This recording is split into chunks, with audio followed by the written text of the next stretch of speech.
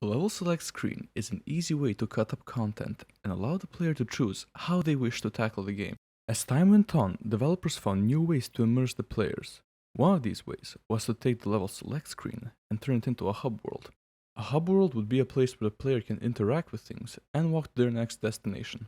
If used correctly, the hub world would draw the player in even more, thereby strengthening his or her bond with the world. This video contains major spoilers for the first half of Dark Souls. As such, this narration is constructed under the assumption that you, the viewer, had played the game and know what happens. Firelink Shrine is the first area the player is taken to after completing the Undead Asylum. At this point in time, the player is given the option to roam around a bit and get a feel for the world. Firelink Shrine is different in the way it lets you tackle its content. While harder areas are available, you are deterred from going there by powerful enemies that stand in your way. This is a simple but effective way of telling the player that they can go here and will have to, just not now. The knight who saves you at the beginning of the game tells you about an undead prophecy and how a bell of awakening has to be rung.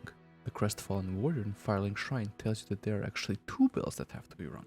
The path of least resistance would lead you to a battle against considerably weaker opponents, which would make its way to the first major area of the game, Undead Burg. After carving your way through groups of enemies, you would soon reach your first bonfire. You will then realize that not every bonfire gives you 10 charges of your healing item. This will only serve to cement the fact that Firelink Shrine is a safe place. As you kept going, you would fight larger and more difficult groups of enemies, until you would finally reach your first real boss battle. You would get a glimpse of the area you just passed, but your attention will be quickly drawn to the huge demon in front of you.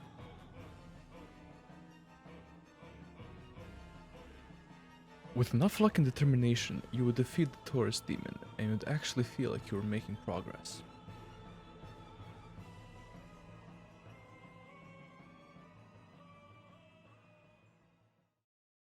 A little bit of exploration of the area leads you to one of the friendliest characters in Dark Souls, and he agrees to help you when the time comes. The path before you is clear. You keep fighting upwards, deeper into the burg, until you finally reach a church. You then realize just how much the odds are stacked against you, and you begin to run for your life. Depending how you enter this area, there is a huge chance you'll come across this elevator, and what a shock you'll have when you see where it leads.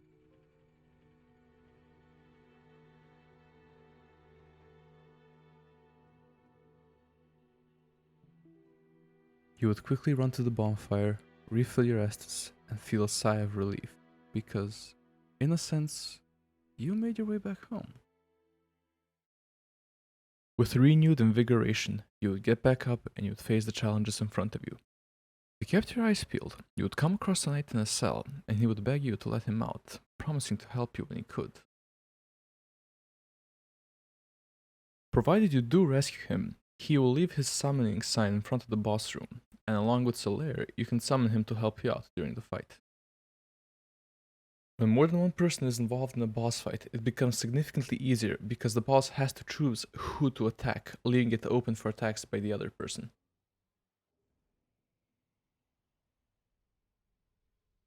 You then quickly run up the tower and ring the first bell.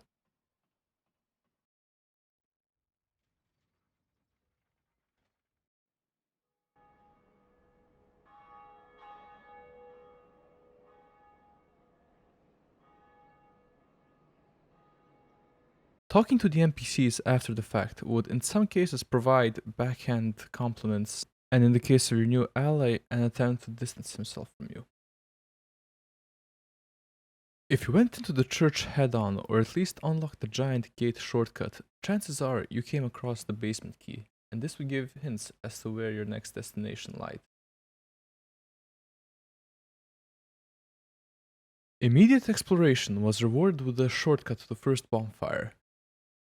And if you decided to explore a bit more before the boss battle, you would soon find yourself in an all too familiar waterway. You would then get an idea of how the levels fit together, and you can choose which bonfire works for you and which route is the safest. The Capra Demon was a true test of mettle to see if you were ready to overcome multiple enemies, ambushes, and overwhelming odds.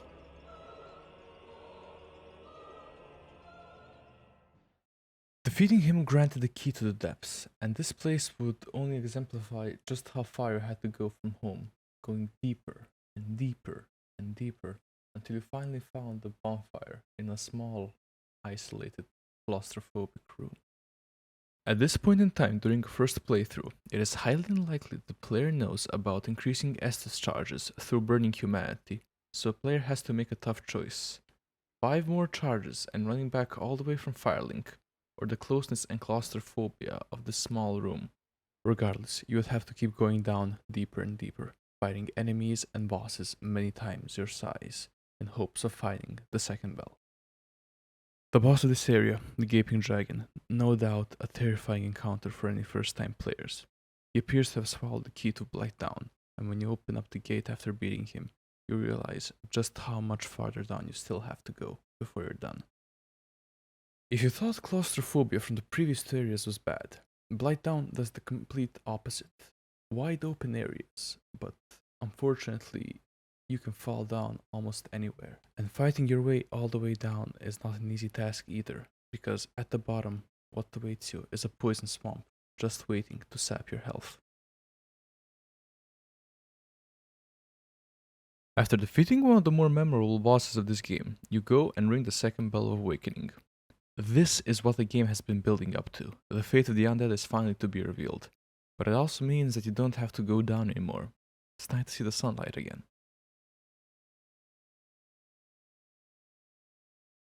A way back to Firelink is facilitated with a lift that takes you all the way up and a key that unlocks a shortcut that loops around just under Firelink Shrine.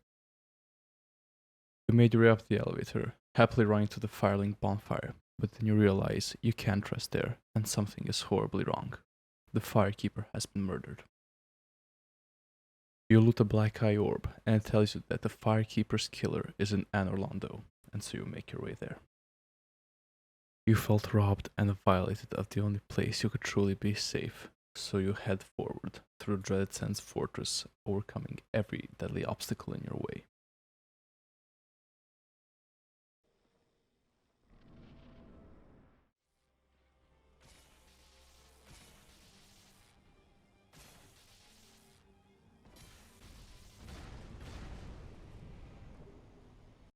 And before you knew it, it stood in front of you, the golden city of the gods, Anorlando.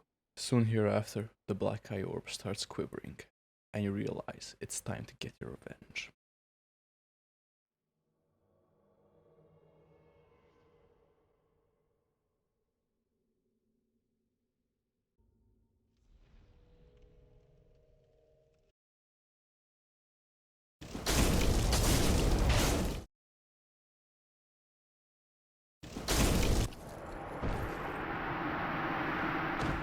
After killing Nightlaw Trek, you finally have your Firekeeper soul, and you can return it home, where it belongs.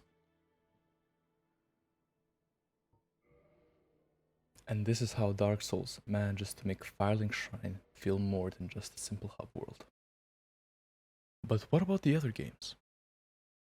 While Majula in Dark Souls 2 is undoubtedly a gorgeous sight, and the Firelink Shrine in Dark Souls 3 is grim and foreboding, none of them make you feel like your home and your place in the world is in danger. And Dark Souls 3 even lets you kill your own Firekeeper, only to bring her back and have her apologize, saying that she can't die until her duty is fulfilled. And that's all for this topic. I would love to make more videos and talk about other things and look at how the Soul series has changed over time. And a special thanks goes to my friends at Dayshade. I put a link to their Bandcamp in the description, and this video wouldn't sound half as good if it wasn't for their help. And that's about it. Thank you so much for sitting through this and listening to me talk for almost 10 minutes. I would love to hear your feedback, and stay tuned if you want to see more.